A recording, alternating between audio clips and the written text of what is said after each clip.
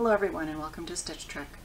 Normally, this is a show about Star Trek costumes, where to buy them, how to make them, and most importantly, affordably. But today we're going to talk about something different, and that is the passing of Nichelle Nichols.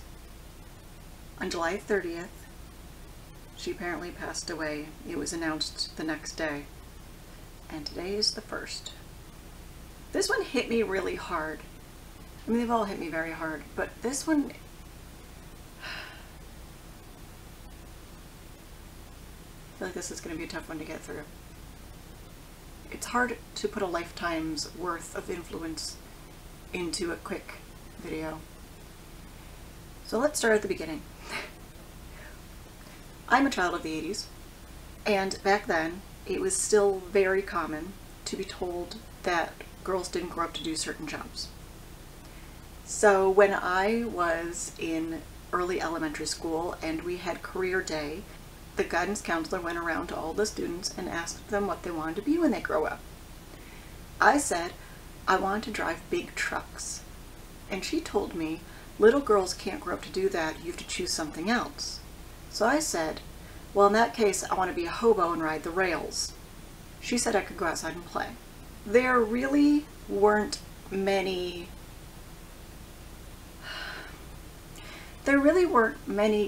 places on TV where you could look as a little girl and see women being more than a mom. And even the characters that did break the mold and do something different ended up as moms. Not only did I want to do things like drive trucks, I also knew I never wanted to be a mom.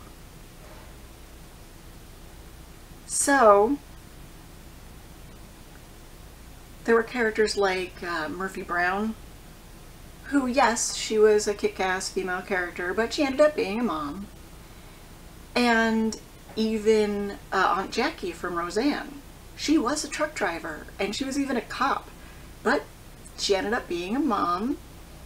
There was one person that I could look to reliably and see a kick-ass go-getter who took no guff, but could still be sensitive and sing and dance and enjoy something beautiful like a flower or a pretty dress. And that was Uhura. Not only that, but if you watched the cartoon, she even commandeered the ship. She was an amazing character. And Nichelle Nichols voiced almost all of the female characters from the animated series. Not only that, but she was just a fantastic person in general. An icon of civil rights when it intersected with entertainment. The first ever interracial kiss on TV. She even volunteered with NASA to help recruit women and minorities. She was just such an icon for a child. To see her on the bridge. She was a linguist and a scientist and could even fix her own computer console, which the props department made it look like the inside could possibly be constructed of string. But what are you going to do on such a tight budget? She went on amazing adventures and never backed down, but she still had fun. And I really respected that of a character. Her and the Romulan commander.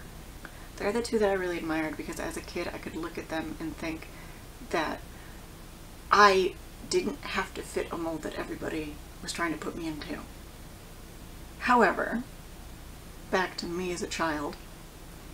As I graduated high school and started out in the world and tried to go to college, which took an awfully long time, I did fall back into expectations because they were hard to escape. I worked at a grocery store and I worked at a little boutique shop with fashionable clothing, and none of it felt right. It finally started to feel right when I got a job at a warehouse. I was doing heavy, tough work, and that felt more like home. However, management changed and the atmosphere of that place changed, and I knew I had to leave. So I quit with no plan, but I applied at a job that offered to get me a commercial driver's license.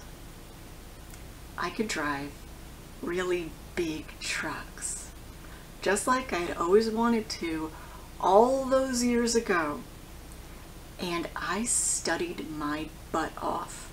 In Massachusetts, the test is pretty hard.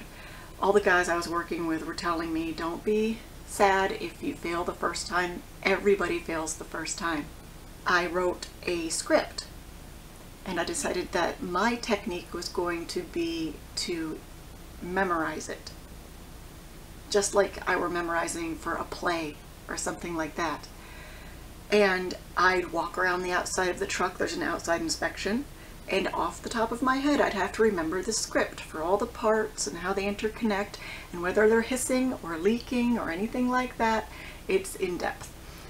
And then I'd get in the truck and do the interior inspection, point at all the things, and then I'd do my brake test. You have to do an air brakes test. And you start the truck, you wait for pressures to build, there's beeping, and then after that is the actual driving segment. So I wrote this script out as if I were speaking to the police officer that would be giving me the test.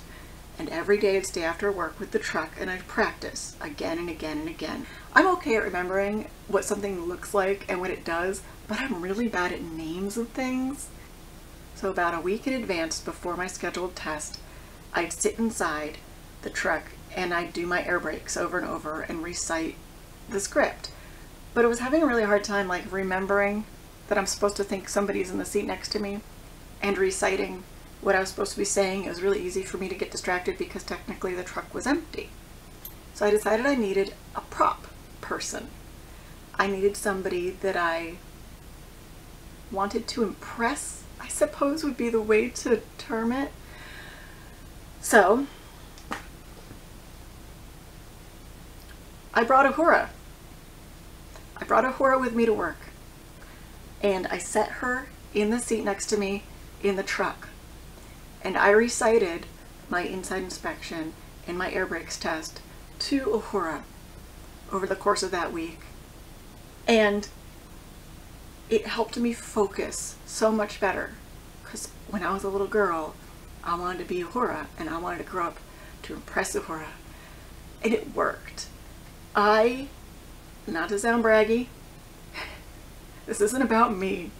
This is about Nichelle Nichols and her character and her phenomenal portrayal, I'm getting choked up, of someone that I loved, helping me.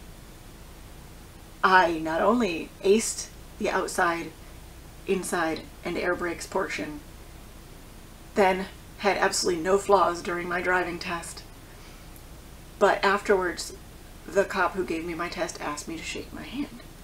And he goes, I want you to know you're the first ever person in the 25 years that I've been doing this who passed with no flaws and checked every single box on the parts list, because you're listing off parts during the inspection.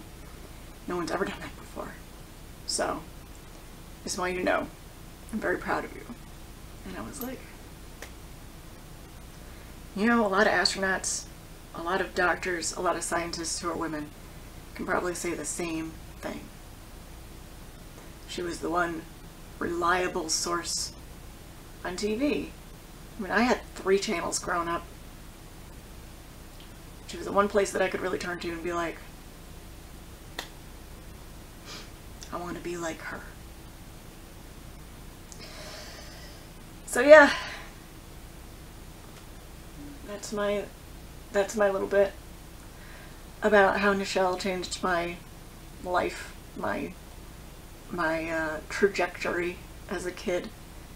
I was going to put on a red uniform today, and I couldn't because I knew that I'd probably seeing myself in this little viewfinder. I'd probably cry the whole way through, and I'm barely making it now. So, yeah, I don't have champagne, but I do have the champagne of beers. Girl's got to work with what she's got, and if anything, if there's anything else she taught me, it was be innovative, roll with the punches. So, to an American legend, to an icon, to not even American, screw it, worldwide, to an inspiration, to an equality icon. I mean, so much that she did. I mean, we all know the story about Martin Luther King talking her into staying with Star Trek. She was out of this world. I mean, to Nichelle. Just absolutely iconic.